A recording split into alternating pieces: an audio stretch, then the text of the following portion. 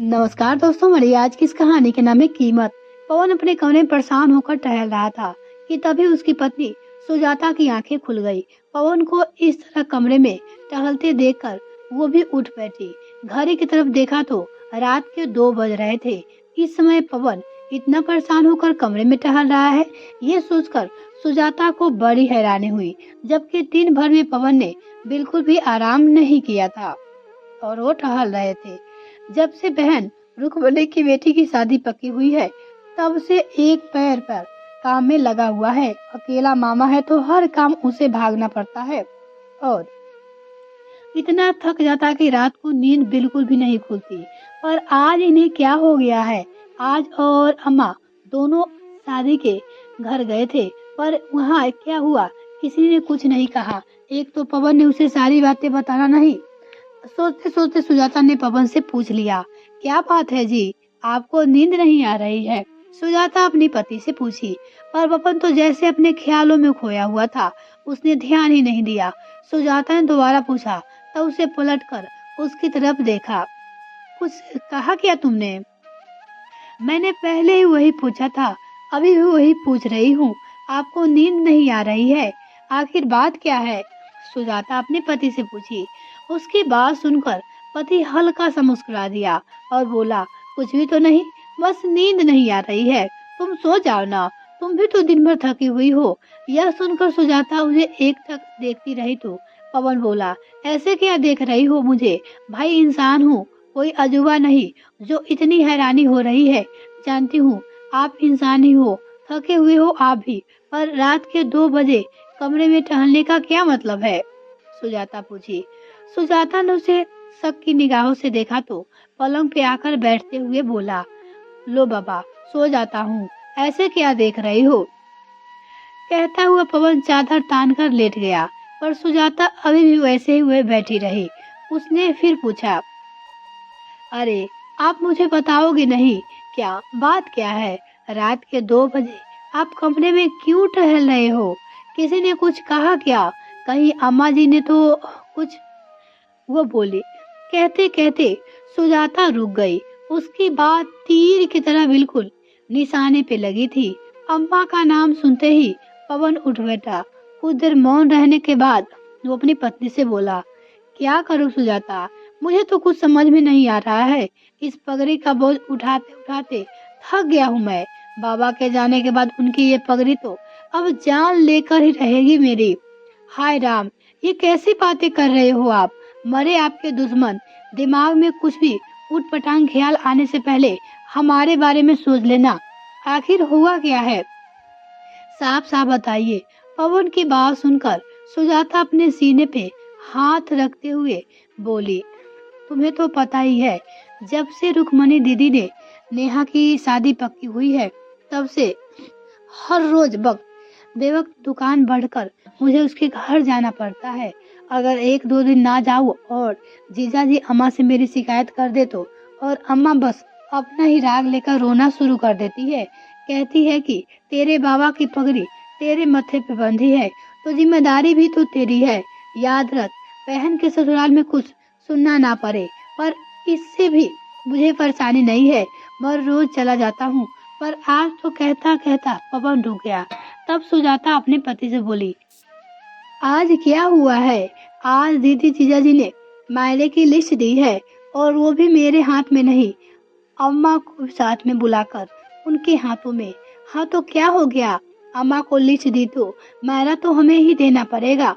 सुजाता ने कहा तो पवन ने उसकी तरफ देखा और फिर बोला अपनी पत्नी से, सही कहा तुमने, मायरा तो हमें ही देना पड़ेगा, लेकिन हमारे घर की शांति तो भंग कर दी। क्या? ऐसा क्या मांग लिया उन लोगों ने? सुजाता पूछी। सुजाता ने हैरान होते हुए अपने पति की तरफ देखते हुए कहा, अरे क्या बताओ, लिस्ट बनाने से पहले एक बार भी नहीं सोचा कि हमारे पास इतना पैसा कहाँ है। 51 बेस मांगने के बाद पूरे परिवार के कपड़े मांगे, ऊपर से कहा कि दीदी जब आरती के लिए आएगी तो सोने का गहना और 21,000 नगद थाली में रखना।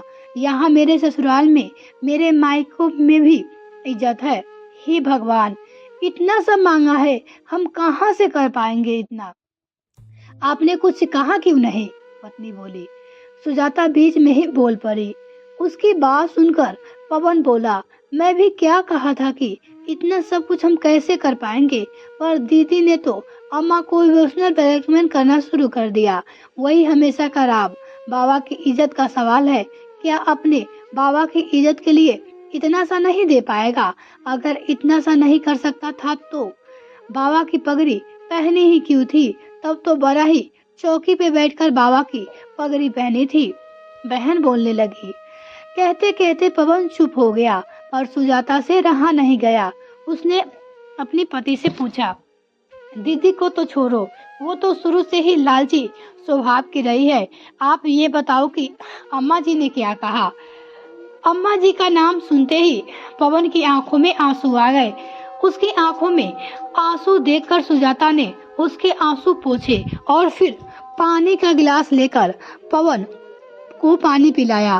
पानी पीकर गिलास रखते ही पवन बोला, इसी बात को दुख है कि अम्मा हमेशा अपनी बेटी का ही पक्ष लेती है। कह रही थी कि अपने बाबा की इज्जत के लिए इतना सा नहीं कर सकता। आखिर तूने बाबा की पगड़ी पहनी है, उनकी जिम्मेदारी को तूने अपने कंधे पे लिया है, तो अब तेरी जिम्मेदारी है कि तेरी बहन का मान सम्मान उसके ससुराल में रह जाए। जब मैंने कहा कि अम्मा ये सब मेरे बस की बात नहीं है, तो मुझ पे ही चिल्लाने लगी कि पूरा की मकान अकेले ही हड़प जाना चाहता है, मेरी बेटी को कुछ भी नहीं देगा। अम्मा बोलने लगी। कहते कहते पवन फिर से रो दिया। और अब तुम ही बताओ सुजाता, मैं क्या करूं? थक गया हूं मैं इस सब से। मेरा भी परिवार है, बच्चे हैं, कमाई का जरिया सिर्फ वो एक दुकान है जिससे घर खर्च, बच्चे की पढ़ाई चलती है, वो भी कर्ज बार दीदी और जीजा जी के सामने पेश होने के कारण बंद रहती है। उनकी जी हजूरी ना करूँ तो अम्मा खाना दुश्वार कर देती है। अकेला भाई है, अपनी बहन का ध्यान नहीं देता। बाबा की पगड़ी क्या लेने के लिए पहनी थी? दीदी जीजा जी हर तीज त्योहार पे अम्मा एक से बढ़कर एक सामान अम्मा देती है। फिर भी पर क्या अम्मा को नहीं दिखता कि उनका बेटा हर त्योहार के पुराने कपड़े ही पहनता है? मेरी चप्पल तक कई बार घिसी हुई होती है। आखिरी बार अपने परिवार के साथ मैं कहाँ घूमने गया था, मुझे तो याद भी नहीं है। मेरे लिए तो कोई नहीं सोचता। बेटा हूँ तो क्या जिम्मेदारियां का बोझ तले दबाकर जान दे दूं? कभी बेटे के बारे में तो कोई नहीं सोचता। थक गया हूँ मैं सबसे। लेकिन इस बार से सुजाता ने पवन को रोने से नहीं रोका। आखिर जब मन का बवाल निकल गया तो पवन शांति पूर्वक सो गया, पर सुजाता की आंखों से नींद कोसों दूर थी। आखिर अपने पति को अपने सामने रोता हुआ देखकर भला किस पत्नी को अच्छा लगेगा? किसी को अच्छा नहीं लगेगा। किस दौर से गुजर रहा था, यह देखकर सुजाता को भी आत्मग्लानि होने लगी। वो पत्नी होकर भी ये बात नहीं समझ पाई। अपनी तरफ से पवन पूरी कोशिश कर रहा था, मेहनत भी सब खूब करता था, हालांकि इतना कमा लेता था कि परिवार की जरूरतों को पूरा कर पाए, पर ये आए दिन के ऊपर के खर्चे उसे तोड़ कर रख देते थे। आखिर मध्य वर्गीय की थी तो एक सीमा होती है। अम्मा तो बस जिद करके बैठ जाती थी कि मेरी बेटी के ससुराल यह जाएगा तो जाएगा ही। जब एक बार उसने नौकरी करने के लिए कहा था तो पवन खुश हो गया था, पर अम्मा ने बहुत ही हंगामा किया था। आखिर 2 दिन तक घर में हंगामा होता देखकर पवन ने सुजाता को नौकरी करने से मना कर दिया। पर आज पवन की हालत उसे देखी नहीं जा रही थी। आखिर पवन के पीछे ही तो वो इस घर में है। अगर पवन को कुछ हो गया तो, अगर वो उसका साथ नहीं दे पाई तो भला किसका साथ देगी? उसने ठान लिया कि अब वो अम्मा से बातें करके ही रहेगी। मन ही मन सोच लिया। दूसरे दिन सुजाता उठी और अपने घर के काम फटाफट निपटाने लगी। आज तो उसने नाश्ते के साथ ही दोपहर का खाना भी तैयार कर दिया। अभी सब नाश्ता कर ही रहे थे कि इतने में सुजाता तैयार होकर आ गई। उसे देखकर अम्मा जी बोली, बहू तुमने बताया नहीं, कहीं जा रही हो? अम्मा सुजाता से पूछी। सुजाता ने अम्मा की तरफ देखकर सास से बोली, हाँ अम्मा जी, मैं पास वाली सुशीला भाभी के घर जा रही हूँ। उन्होंने उस दिन भी कहा था कि उन्हें एक्सपर्ट के सामान को पैक करने के लिए महिलाओं की जरूरत है। मैंने सुबह ही उनसे बातें की है, उन्होंने मुझे आने के लिए हाँ कर दी। बस वही जा रही हूँ। दोपहर का खाना तैयार कर दिया है, आप लेकर खा लेना। बच्चे जब स्कूल से आएंगे तो आप अपने लेकर खा लेंगे। मैं शाम को 5 बजे तक वापस आ जाऊंगी, अम्मा से बोली। उसकी बात सुनते ही पवन का हाथ जहाँ था वहीं रुक गया। वही अम्मा गुस्से से उसकी तरफ देखने लगी। किससे पूछकर तूने ये निर्णय लिया है? अम्मा बोली। इसमें पूछना क्या है अम्मा जी, अभी घर की जरूरत है, नौकरी तो करनी ही पड़ेगी, सुजाता ने सपाट शब्दों में कहा। उसकी बात सुनकर अम्मा ने पवन की तरफ देखकर कहा, ये क्या बोल रही है? तू कुछ कहता क्यों नहीं? तुझे पता है ना कि मुझे बहू का घर से बाहर जाकर कमाना अच्छा नहीं लगना है, और फिर यह चली जाएगी तो घर का काम कौन करेगा? मुझसे तो इस उम्र में यह सब नहीं होता। लेकिन इस बार पवन ने कहा, पर मुझे कोई परेशानी नहीं है अम्मा, अगर सुजाता बाहर जाकर 2 पैसे कमाना चाहती है तो कमा लेने दो, कम से कम मुझे 2 पैसे का सहारा ही मिलेगा। और रही बात घर के कामों को तो हम दोनों मिलजुल कर लेंगे। कहकर पवन ने अपना नाश्ता खत्म किया और दुकान के लिए रवाना हो गया। वही सुजाता अपना बैग लेकर बाहर आई तो अम्मा उनसे बोली, खबरदार घर से बाहर कदम रखा तो अभी तो मैं जिंदा बैठी हूँ, मेरी इजाजत के बगैर घर से बाहर भी नहीं जाएगी तू। क्यों क्यों नहीं जाऊंगी अम्मा, घर के खर्च बढ़ रहे हैं, दुकान तो पूरे टाइम खुलती नहीं है, क्योंकि दीदी जीजा जी के लिए इनको अपनी दुकान बंद करके वहाँ जाना पड़ता है। अगर नहीं गए तो आप खुद इनका खाना दुश्वार कर देती हो। ऊपर से अब ये मायरे का नया तमाशा शुरू कर दिया है। अरे मायरा देने हमें कोई परेशानी नहीं है, पर कम से कम क्षमता अनुसार तो मांगे, जो हमारी क्षमता है उसी के अनुसार से।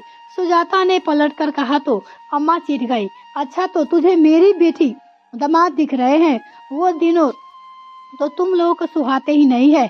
अरे अपने बाबा की पगड़ी अपने सिर पे बांध कर पवन ली है तो जिम्मेदारी उसे ही होगी ना। और ऐसा क्या मांग लिया मेरी बेटी ने? भूल मत, मकान पे मेरी बेटी का भी बराबर का हक है, वो तो तुम फटाफट नकारने को तैयार हो जाओगी और मायरा देने में दोनों को रोना आ रहा है। अम्मा की बात सुनकर सुजाता हैरान रह गई। अब उनसे अपना गुस्सा कंट्रोल नहीं हुआ। अम्मा, बेटी के प्यार में आपको बेटा नजर नहीं आ रहा है? बेटे का भी अपना पूरा परिवार है, उसकी अपने परिवार के लिए भी जिम्मेदारियां है, और उसकी आर्थिक स्थिति इतनी अच्छी नहीं है कि वो ये सब कर पाए। आपको खुद भी ये सब बातें अच्छे से पता है, फिर भी बेटे को दबाए जा रहे हो। अगर आपको ये लगता है कि हम ये मकान डकार जाएंगे तो आप अपने ही हाथों में इसे अपनी बेटी के नाम करवा दो, पर भगवान के लिए हमें खुश रहने दो। आपका ये शायद आपकी बेटी संभाले, लेकिन मेरे और मेरे बच्चे के लिए मेरा पति ही है, वो बोली। सुजाता की बात सुनकर अम्मा थोड़े ढीला पड़ते हुए बोली, अरे बेटा, ये सब नहीं करेगा तो लोग बातें बनाएंगे।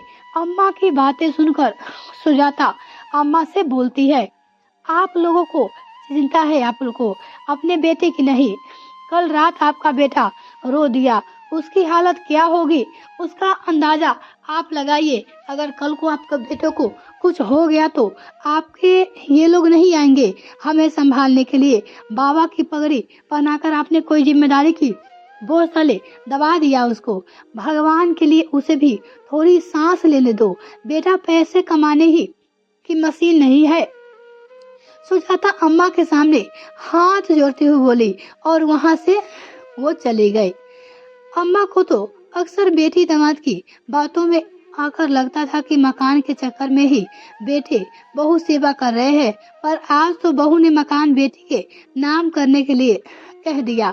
आखिर अम्मा को एहसास हो गया कि उनकी बेबुनियादी की जिद उनके बेटे पे भारी पड़ रही है।